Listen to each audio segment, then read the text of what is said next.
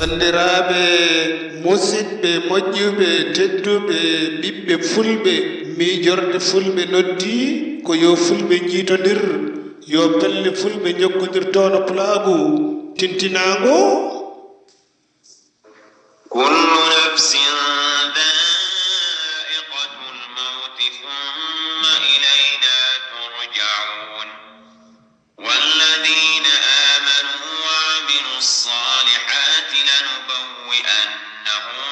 minal jannati ghurafan tajri min tahtiha al-anharu khalidina fiha ni'ma ajrul 'amilin.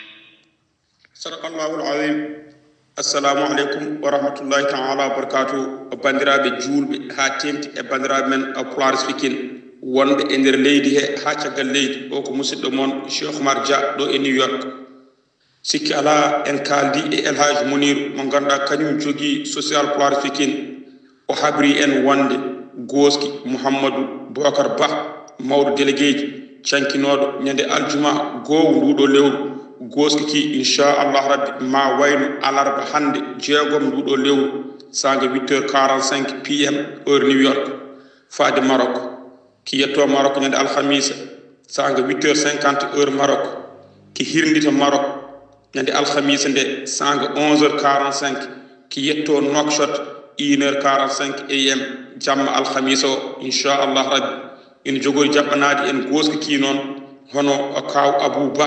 numéro makko ko 46 95 97 28 inchallah rabbi caggal nde kalduɗen e ceerno Moussa War mo Feralla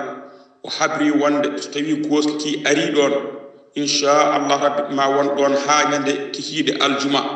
ɓe kirda ɓe paya Feralla gendi makko inchallah rabbi ina tijja jogori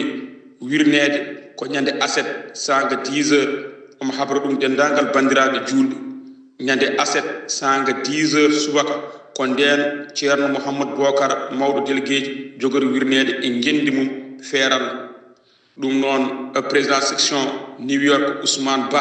ko noon kadi président fédéral Harouna Dia e wallidi ɗum ina kesɗitina dowuji men faade e dendagal julɓe ha tengti e koreji men Feralla e ko taari Feralla foof eɓe mbiya inna lillahi wa inna ilayhi raji'un yo Allah yurmo yaafo jaar harna aljanna malaikatu rahman jabbo bo en sakkade e duwade en hokkat noon habaro musidɗo mon Cheikh Oumar Dia ɗo e New York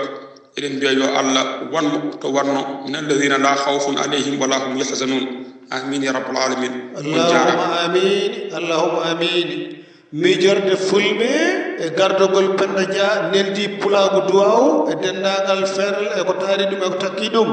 yo jame cellal e kisal e ɓamtare domine gon e dendagal leñol ɓiɓɓe fulɓe e julɓe windere bandiraɓe musidɓe moƴƴuɓe tedduɓe hande kadi ko ñallal mawde en hawre e jeetati lewru jugo e hitande ujunɗe ɗiɗi e nogas e joyyi en hawre aljuma 13 dewo haran ujunere e 1497 fergo nden ko Allah e meɗen